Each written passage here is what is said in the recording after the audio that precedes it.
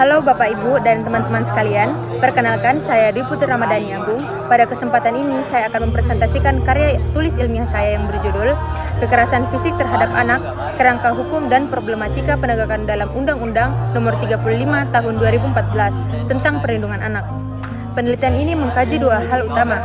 Yang pertama, bagaimana hukum kita mengatur tindak pidana kekerasan fisik terhadap anak dan seberapa efektif hukum itu dijalankan dalam praktik. Mengapa topik ini penting? Berdasarkan data Pusdatin KPAI pada Oktober 2023, tercatat 1.478 kasus kekerasan terhadap anak dalam satu periode pelaporan.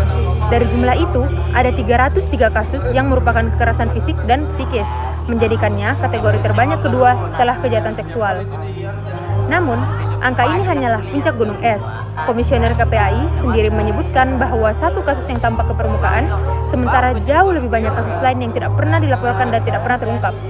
Indonesia sebetulnya telah memiliki Undang-Undang Nomor 35 Tahun 2014 yang secara tegas melarang segala bentuk kekerasan terhadap anak. Namun, regulasi yang kuat ternyata belum otomatis menjamin efektivitas penegakan hukum di lapangan ini.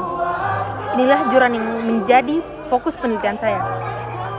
Untuk menjawab permasalahan tersebut, penelitian ini menggunakan metode penelitian hukum normatif atau yang juga dikenal sebagai penelitian hukum doktrinal. Metode ini dipilih karena permasalahan yang dikaji berpusat pada analisis norma tertulis, bukan data lapangan. Sumber datanya terbagi menjadi 3 bahan hukum. Yang pertama, bahan hukum premier, yaitu peraturan perundang-undangan yang langsung relevan seperti Undang-Undang Nomor 35 Tahun 2014, Undang-Undang Nomor 11 Tahun 2012, KUHP Pasal 351, dan Undang-Undang Negara Republik Indonesia Tahun 1945 Pasal 28B Ayat 2. Yang kedua, bahan hukum sekunder berupa jurnal ilmiah, doktrin, literatur hukum, direktori putusan Mahkamah Agung, dan hasil penelitian terkait.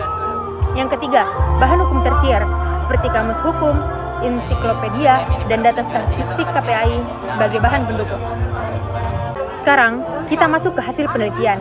Secara normatif, kerangka hukum perlindungan anak dari kekerasan fisik di Indonesia sebenarnya sudah cukup kuat.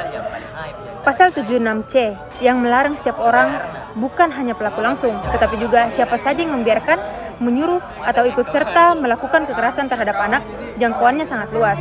Kemudian, sanksinya diatur dalam pasal 80 secara bertingkat sesuai akibat yang ditimbulkan. Untuk kekerasan umum, ancamannya penjara hingga 3,5 tahun. Dan jika menimbulkan luka berat, hingga 5 tahun. Dan jika sampai mengakibatkan kematian anak, pelaku dapat dipidana sehingga 15 tahun penjara. Ada pula ketentuan pemberatan sepertiga dari ancaman pokok apabila pelakunya adalah orang tua kandung, wali, atau pihak yang bertanggung jawab atas pengasuhan anak karena pengkhianatannya oleh orang yang seharusnya dia lindungi sebagai kejahatan yang lebih serius. Selain pemidanaan, undang-undang ini juga mengatur perlindungan khusus korban melalui pasal 59A, mulai dari penanganan cepat, pendampingan psikososial, bantuan sosial, hingga pendampingan selama proses peradilan. Ini mencerminkan pendekatan modern ini yang tidak hanya menghukum pelaku tetapi juga memulihkan korban. Dan jika terjadi konflik norma dengan KUHP, berlaku asas lex specialis derogat legi generali, yaitu Undang-Undang Perlindungan Anak sebagai aturan khusus mengalahkan KUHP sebagai aturan umum. Untuk menganalisis problematika penegakan hukumnya, saya menggunakan teori sistem hukum Lawrence M. Friedman sebagai kerangka analisis. Friedman berpandangan bahwa efektivitas penegakan hukum ditopang oleh 3 elemen yang saling berkaitan. Yang pertama, substansi hukum, yaitu peraturan perundang-undangan yang mengatur larangan dan sanksi. Yang kedua, struktur hukum, yaitu kapasitas kelembagaan aparat penegak hukum, mulai dari kepolisian, kejaksaan, pengadilan, hingga KPAI. Yang ketiga, budaya hukum, yaitu nilai, sikap, dan persepsi masyarakat terhadap hukum dan sistem perlindungan anak. Teori ini relevan karena faktanya, meskipun substansi norma kita yang sudah kuat, responsivitas aparat masih dipertanyakan, dan budaya hukum masyarakat masih menempatkan anak sebagai objek kekuasaan orang tua, bukan sebagai objek yang berhak atas perlindungan negara. Pada dimensi substansi, setidaknya ada 3 celah normatif yang saya temukan. Pertama, ancaman sanksi minimal 3 tahun 6 bulan untuk kekerasan yang tidak menimbulkan luka berat dinilai terlalu ringan untuk memberikan efek jera yang memadai. Yang kedua, tidak ada SOP yang seragam dalam penanganan kasus di tingkat penyelidikan sehingga kualitas perlindungan hukum tidak merata antar daerah. Yang ketiga, terjadi disparitas vonis yang signifikan. Bahkan ada kasus di mana terdakwa terbukti bersalah hanya dijatuhi pidana 10 bulan penjara, jauh di bawah ancaman maksimum. Pada dimensi struktur, hambatannya juga serius. Pertama, masih terbatasnya aparat penegak hukum yang terlatih khusus menangani kasus anak dengan pendekatan sensitif. Tanpa pelatihan yang cukup, proses penyelidikan berisiko menimbulkan trauma sekunder bagi korban. Kedua, koordinasi antar lembaga, antara kepolisian, pengadilan, dinas sosial, dan KPAI masih lemah dan belum berbasis kepentingan terbaik anak. Ketiga, unit PPA tidak tersebar merata, khususnya di daerah-daerah terpencil. Dari ketiga dimensi, budaya hukum adalah komponen yang paling menentukan sekaligus paling sulit untuk diubah. Dalam konteks Indonesia, ada dua persoalan utama. Yang pertama adalah masih kuatnya anggapan bahwa memukul anak untuk mendisiplinkan merupakan hak prerogatif orang tua yang tidak boleh diintervensi secara negara. Persepsi ini secara langsung menghalangi korban dan keluarga untuk melapor. Yang kedua adalah budaya diam.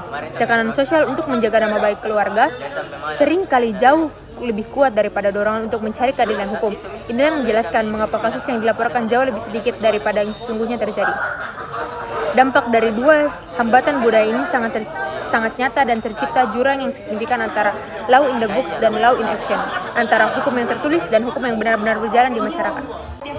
Dari seluruh analisis yang telah saya paparkan, dapat ditarik dua simpulan utama.